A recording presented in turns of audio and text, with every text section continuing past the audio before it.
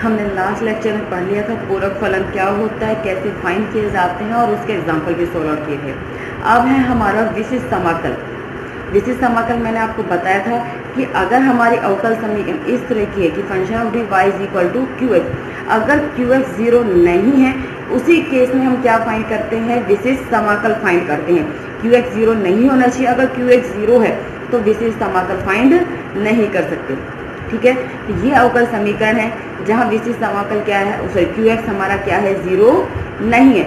उस केस में विशिष्ट समाकल हम कैसे लिखते हैं, विशिष्ट समाकल हम फाइंड करते हैं 1 function of D into Q x. जो भी आपका ये डी का फलन होगा उस डी के फलन, सॉरी कैपिटल एफ में मैं स्मॉल एफ लिख देती हूँ ताकि सेम रहे। ठीक है, नाउ 1 फंक्शन ऑफ डी, जो भी आपका फंक्शन है डी का तो वो आएगा 1 फंक्शन ऑफ डी इंटू में जो आपका ये क्यू एक्स है उसकी वैल्यूज होगी। ठीक है, विशिष्ट समाकल फाइंड करने में लिखने का जो तरीका है वो ये होता है कि 1 function of D into Q of x. Function of D आपकी ये वैल्यूज होगी और क्यू आपका ये होगा। अब केस ये काफ़ी केस डिस्कस करेंगे कि क्यू एक्स अगर e की पावर ए एक्स हो, कोस ए एक्स से साइन ए एक्स हो, e की पावर ए एक्स इंटू क्यू एक्स हो, एक्स इंटू क्यू एक्स हो या कोई पोलिनोमियल फंक्शन हो, तो उस केस में कैसे विशिष्ट समाकल मिलेंगे। ठीक है, तो हमारे काफ़ी, लेकिन हम पहले केस डिस्कस करते हैं हमारे इस डी के फलन के, जो एक दो केस में आते हैं। उसके बाद हम क्यू एक्स के केस डिस्कस करेंगे कि क्यू एक्स अगर हमारे पास इन फॉर्म के हो तो कैसे विशिष्ट समाकल हमारा फाइंड किया जाता है। ठीक है, तो मेरा पहला केस है कि अगर फंक्शन ऑफ डी क्या है, कैपिटल डी है, अगर जो मेरा ये डी का फलन है वो सिर्फ क्या है, डी है, तो उस केस में विशिष्ट समाकल आप क्या लिखोगे, is equal 1 function of D, जो क्या है मेरा function of D, D into में क्यू एक्स है। ठीक है, तो विशिष्ट समाकल क्या हो जाएगा, देखो हमें पता है कि जो मेरा जो डी होता है वो किसको शो करता है, अवकलन को शो करता है। ठीक है, मैं इसी डी को लिखती हूँ, और जो 1/d होगा वो हमारा किसको शो करेगा, समाकल को शो करेगा। ध्यान रखना, अगर आपका d है तो इसका मतलब है अवकलन करना है, और अगर 1/d है तो इसका मतलब है आपको समाकलन करना है। तो अगर मेरा d का फलन, सॉरी फंक्शन ऑफ d क्या है, d है, तो इसका विशिष्ट समाकल क्या होगा, आप इसी फॉर्म में लिखोगे, यानी आपको क्या करना है, इस q का x के सापेक्ष समाकलन करना है। क्लियर है, तो जब फंक्शन ऑफ d है तो विशिष्ट समाकल ये होगा। क्लियर है ये चीज। नाउ अब हमारा नेक्स्ट केस डिस्कस करते हैं। देखिए कि अगर फंक्शन ऑफ डी क्या है, डी माइनस में अल्फा, अगर इस फॉर्म में है डी माइनस अल्फा, जहाँ अल्फा एक कांस्टेंट वैल्यू है, तो अगर मेरा function of D D minus alpha है तो विशिष्ट समाकल क्या होगा, आप इसी तरीके से लिखोगे 1/d माइनस अल्फा इंटू में क्यू एक्स। ठीक है, d माइनस अल्फा इधर ले जाइए तो d minus alpha into Y is equal to Q X. Multiply करो तो D Y minus alpha Y, और d क्या होता है, d ओवर डी एक्स। तो जब मल्टीप्लाई आपने किया तो ये क्या हो गया, D Y over D X minus alpha Y is equal to Q is function of X. अगर हम ये देखें तो ये समीकरण किसकी है, मेरी रैखिक अवकल समीकरण है। और जब आप इसे रैखिक अवकल समीकरण की विधि से हल करोगे, ठीक है, मैं आपको रिजल्ट डिक्लेयर करके बता देती हूँ, लेकिन आपको करना नहीं है, सिर्फ आपको रिजल्ट ध्यान रखना है।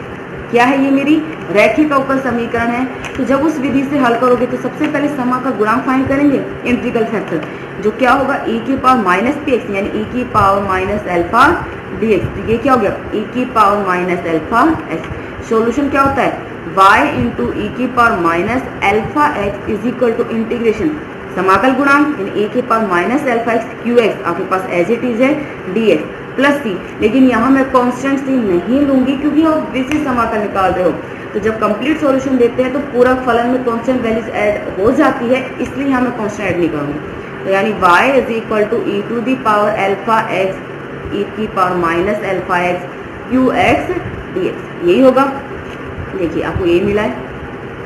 ठीक है, तो यानी जब आपका केस, अब मैं आपको सिर्फ रिजल्ट बता रही हूँ, ये तो सोल्व कर कि अगर मेरा फंक्शन ऑफ डी क्या है, डी माइनस के अल्फा, अल्फा कांस्टेंट वैल्यू, जो यहाँ पर साइन ध्यान रखना क्या है, माइनस है, तो उस केस में विशिष्ट समाकल क्या होगा, 1/d minus alpha, function of D क्या हो चुका है, D minus into Q x. तो उसका विशिष्ट समाकल आपको ध्यान रखना है, e की power alpha x integration of q x into ई की power minus alpha x D x. यहाँ अल्फा माइनस का है, आई बात समझ में। अगर मैं किसी भी फॉर एग्जांपल से बात करती हूँ, अगर ये है 1 में d माइनस 2 इंटू में कोई भी ले लीजिए आप फंक्शन q का, ठीक है। तो अगर मैं q का फंक्शन डिफाइन कर रही हूँ तो वो मैंने ले लिया, सपोज करो x हो गया, ठीक है, क्योंकि x का फलन होना चाहिए। तो इसी रिजल्ट के अकॉर्डिंग देखो मेरे पास क्या होना चाहिए, e की पावर अल्फा x, अल्फा क्या है 2 है, e की power 2x into Q x क्या है x, e की पावर माइनस अल्फा x यानी e की पावर माइनस 2x dx, ठीक है। लेकिन अगर ये प्लस होता 1 प्लस में 1/d प्लस 2 इंटू में x, तो इसे लिख सकती हूँ 1 माइनस ऑफ माइनस 2, तो अल्फा की जगह क्या हो चुका है -2, तो यहाँ साइन चेंज हो जाएंगे, यानी e की power minus 2x integration x e की पावर 2x dx। क्लियर है ये चीज़। तो ये केस था।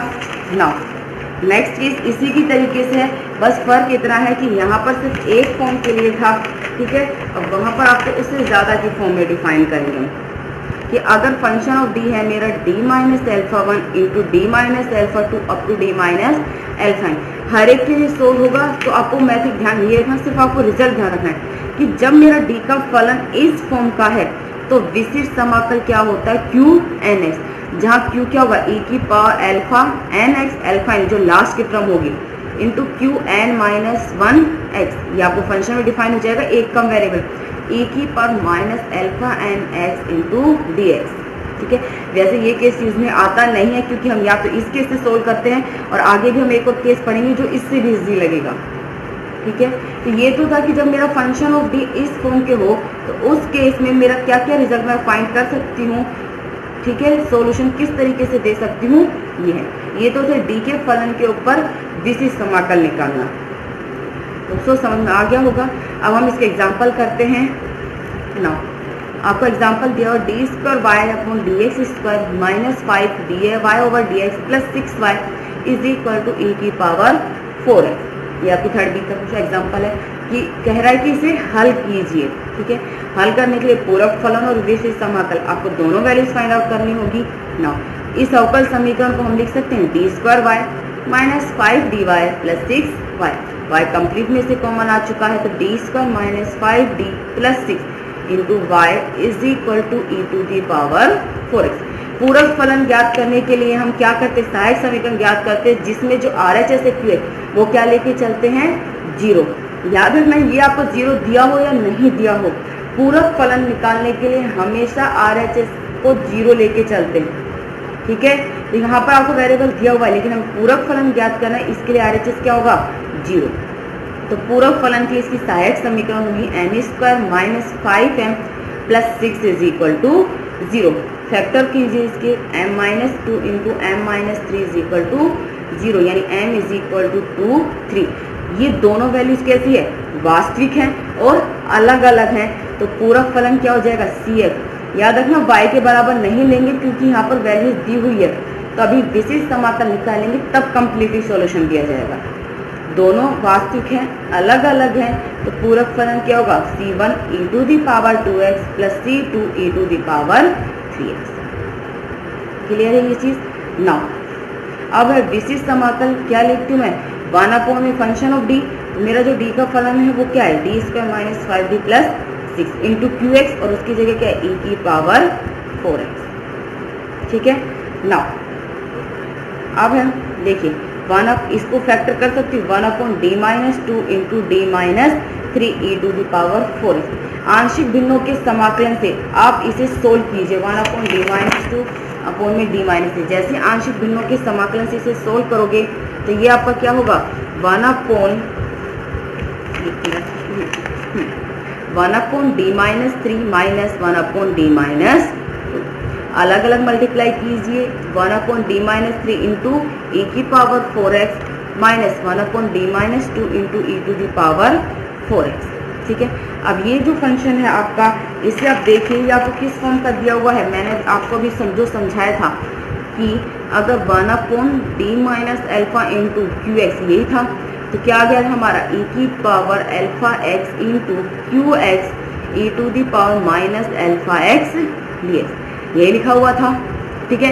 ये x का फलन है, ये d माइनस अल्फा की फॉर्म है और देखिए कंपैरिजन में अल्फा बराबर कितना है 3 है, तो इसके लिए अगर मैं सोल्व करती हूँ तो e की पावर क्या हो गया 3x, qx क्या है मेरा e की power 4x e to the power minus alpha X यानी e की पावर माइनस 3x dx। ये क्या बचेगा, e की पावर 3x e की पावर x और e की पावर x का समाकलन e की पावर x हो गया।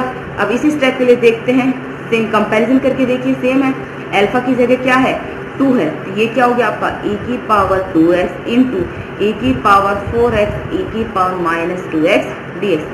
क्या बचेगा, e की पावर 2x e की पावर 2x dx, जिसका समाकलन क्या होता है माइनस e की पावर 2x अपॉन 2। क्लियर है। तो e की पावर ये क्या हो गया 4x, ये भी क्या हो गया माइनस के हाफ e की पावर 4x। तो सोल्व कीजिए तो विशिष्ट समाकल क्या हो चुका है 1/2 e की पावर 4x।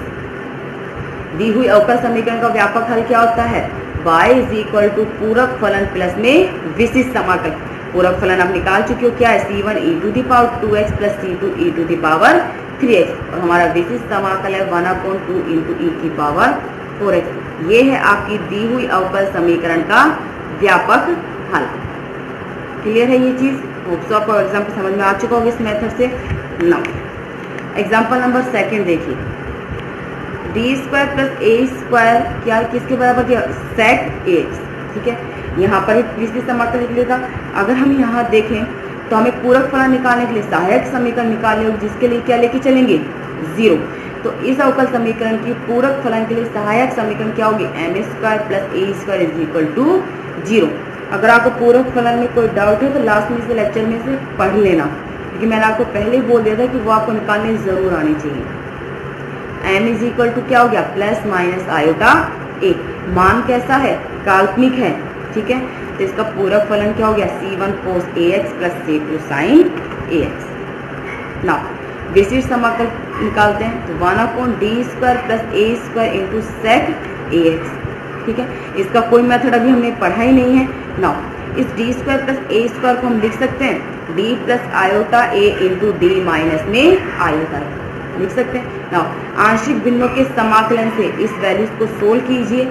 आंशिक भिन्नों के समाकलन से इसे सोल्व करोगे तो 1/2 आयोटा आएगा, जो हमने कॉमन ले लिया। क्या होगा 1/d माइनस आयोटा ए माइनस 1/d प्लस आयोटा ए इंटू सेक एक्स। आंशिक भिन्नों के समाकलन से जब आप इसे सोल्व करोगे तो आपको ये वैल्यू मिलेगी। सेक एक्स को मल्टीप्लाई कर दीजिए दोनों के साथ, ये हो गया 1/d माइनस आयोटा ए इंटू सेक एक्स। ये हो गया आपका 1/d प्लस आयोटा ए इंटू सेक एक्स। क्लियर है। नाउ अगर हम ये देखें तो ये मेरा उसी फॉर्म का तो क्वेश्चन बन चुका है 1/d माइनस एल्फा इंटू में क्यू ऑफ एक्स। देखिए उसी फॉर्म की है। अगर हम इन दोनों में कंपैरिजन करके देखें, इसी फॉर्म एल्फा की जगह क्या है आयोटा ए और क्यू एक्स की जगह क्या है सेक ए एक्स। तो फॉर्मूला आपके पास है, क्या होता है e की पावर एल्फा एक्स। ये क्या होगा एल्फा आयोटा है तो e की power iota a x integration q x sec a x into ई की power minus alpha x D x. Now इसकी अगर हम कंपैरिजन करके देखें तो एल्फा की जगह क्या है माइनस आयोटा ए रख दीजिए उसी फॉर्मूले में, तो ई की power minus iota a x sec a x into ई की power iota a x D x. Now हमें पता है ई की पावर आयोटा एक्स क्या होता है cos x plus iota sine x. तो इसे खोल सकते हैं हम। याद रखना यहाँ समाकलन के साइन चल रहे हैं। आप क्वेश्चन को ध्यान से लिख के सोल्व करना। ठीक है। नाउ e की power minus iota a x को हम क्या लिख सकते हैं, बाकी वैल्यूज एज इट इज है कोस a x minus iota sine a x D x. ठीक है, इसी तरीके से यहाँ e की पावर आयोटा ए एक्स को क्या लिख सकते हो cos a x plus iota sine a x into d x. Clear है ये चीज। नाउ अब यहाँ आप सेक ए एक्स को अंदर मल्टीप्लाई कीजिए। जैसे ही सेक को अंदर मल्टीप्लाई करोगे कोस से कोस कैंसिल आउट हो जाएगा, सॉरी कोस अपॉन में सेक क्या आ जाएगी वैल्यूज आपकी 1। ठीक है। नाउ चलिए देख लीजिए, इसे मल्टीप्लाई करोगे तो क्या आ जाएगा sign a x upon cos a x ten a x. इसी तरीके से यहाँ करोगे कोस से कोस कैंसिल आउट 1 और sign a x upon ten a x क्या हो गया, sorry sine a x upon cos a x हो गया टेन ए एक्स। तो सेक ए एक्स को आप अंदर मल्टीप्लाई कर दीजिए। जैसे ही आप इसे अंदर मल्टीप्लाई करोगे तो आपका ये आ जाएगा 1 minus iota tan a x into d x और ये हो जाएगा 1 plus iota tan a x into d x. Clear है। नाउ समाकलन कर सकते हैं। नाउ ये वैल्यू समाकलन से बाहर है तो इसे तो ऐड मत कीजिएगा, सिर्फ इसका कीजिए।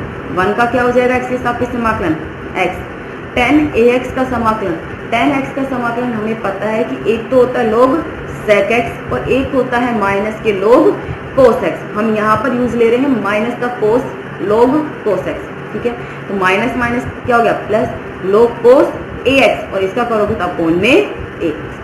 सेम इसी तरीके से यहाँ 1 का करोगे तो x tan ax का क्या हो गया minus log cos ax upon a, ठीक है। यहाँ देखिए इसमें से e की पावर माइनस आयोटा x को दोनों से मल्टीप्लाई करोगे और यहाँ पर e की पावर आयोटा ax को यहाँ मल्टीप्लाई करोगे तो इस फर्स्ट और थर्ड टर्म में से क्या कॉमन आ रहा है, x कॉमन आ रहा है तो x कॉमन ले लीजिए। ये क्या बचेगा e की power iota ax minus e की पावर माइनस आयोटा ax। इसी तरीके से सेकंड और फोर्थ में क्या कॉमन आ रहा है, iota upon a log cos ax। अंदर क्या बचेगा e की पावर आयोटा ax और माइनस माइनस प्लस तो e की पावर माइनस आयोटा ax।